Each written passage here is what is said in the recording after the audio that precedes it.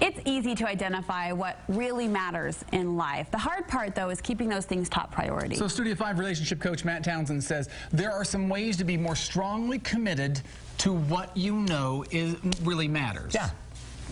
You gonna share those with us? Nope. Okay, well. Yes.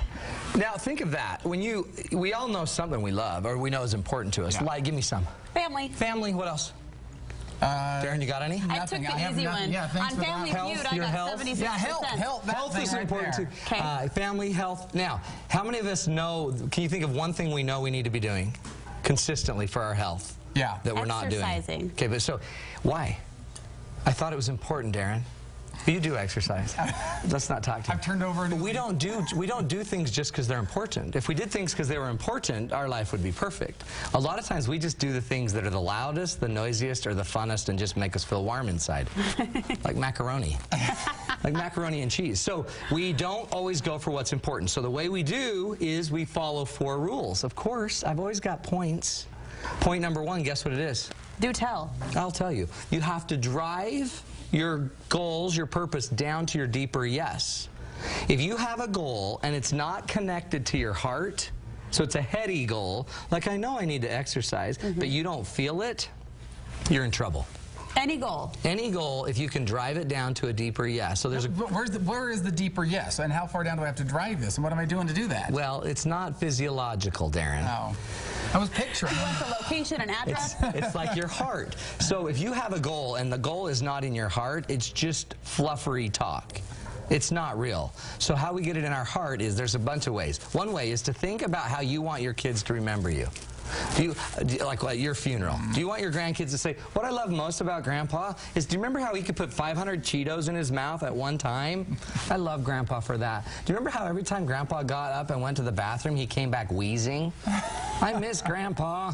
So we don't want to be remembered for being the wheezy, Cheeto-popping Grandpa. Unless that's what you want. If that's what you want, there's your deeper yes. Then it was easy to get to that deeper yes. So the quote is, it's easy to say no when you have your deeper yes burning inside. So how we get to the deeper yes is, notice, if you project what you want to be in the future, I don't want to be that grandpa. I want to be the grandpa that plays with the kids. Remember how Grandpa never got down on the ground and played with any of us? And he just would kick us and tell us to be quiet? I miss Grandpa. We don't miss those people. So you've got to get to the deeper yes. What's his name? Hiram Smith once said, imagine that there was an I-beam across 2 Sears Tower buildings, the 2 Sears Tower buildings. What would you cross the I-beam for? Whatever you'd cross the I-beam for is your deeper yes. Would you cross it for $10 million? And everyone's like, well, for sure. And then he says, okay, what if the winds pick up and it starts to sleet and rain? And would you do it then?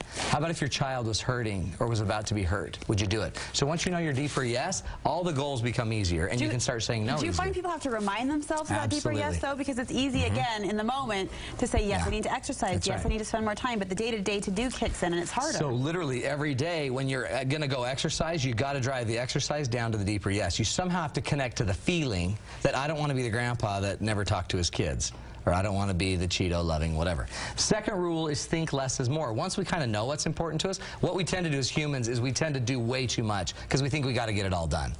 You don't need to get a million things done on your health today. You know what? Just get one. Just get one thing done. So the tool is you ask yourself, and I actually teach you ask your conscience a question.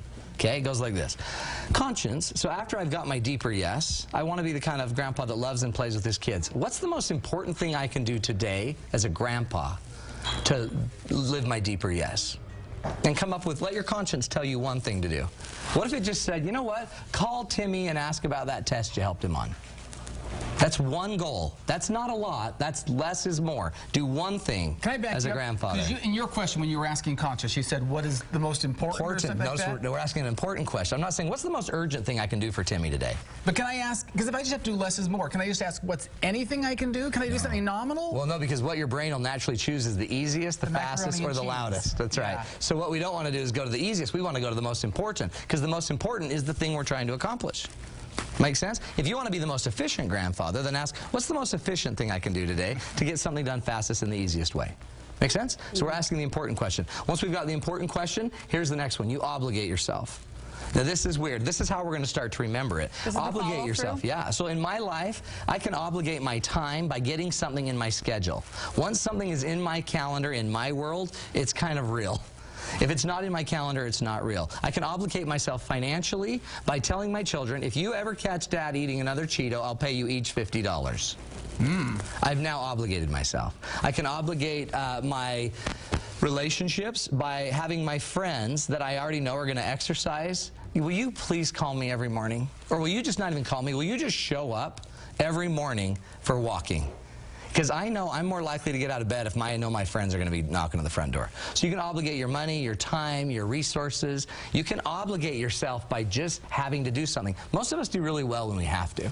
You know what I mean? And the funny thing about our jobs is they make us do stuff. Funny thing about the government is they tend to make us do stuff. We get our bills paid because they're going to come after us. We get our car license because we'll lose it if we don't. Obligate yourself. And I would imagine it's easy to obligate yourself when you're feeling strong, I want to do this. It's harder to obligate yourself at 6 in the morning when you know you want to get up and walk. So obligate yourself when you're saying, I'm doing this goal, you know, come pick me up, or I'm going to pay you $10 if you catch me doing whatever. That's it. And then you're sort of bound by it. Well, and then, then you're stuck. And so obligate yourself when you're feeling really good about your mission. Don't try to motivate yourself when you're down.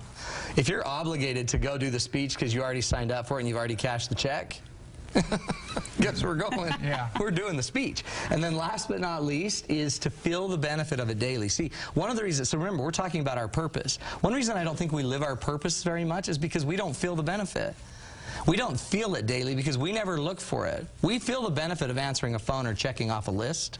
I don't know if you know that. You check off a list, you actually get a chemical high by checking it off. That's why some people, when they haven't even done their list, they'll make up a list and then check it all off for what they did do. It's crazy. You don't build a list that way, but once you've got the list, instead of checking it off, what if you could just feel the benefit of the, so at the end of the night, you might want to ask yourself, okay, what are some things I did today that helped me live my mission? Getting that, or calling Timmy or whatever about the test, how did that make me feel? And all of a sudden, when I start feeling my deeper yes starting to happen, boom. And then you're growing your deeper yes, and you're growing your conscience, and you're growing your integrity, and you're actually attaching yourself to your purpose. So if we don't formally attach ourselves to that purpose, we don't have that purpose. Good advice, Matt Townsend. Can you quickly tell us about your date night coming up? This is going to be the coolest date night on the face of the earth. This is exciting. It's not just you. It's Peter Breinholt, too. You know Peter Breinholt? Yes. Yeah. He's the myth, the legend, the stud. So what we're doing, February 14th at the Salt Lake Community Campus, Miller Campus, I'll be doing about an hour of how to reignite the spark. And then after that, Peter's going to do a 1-hour concert.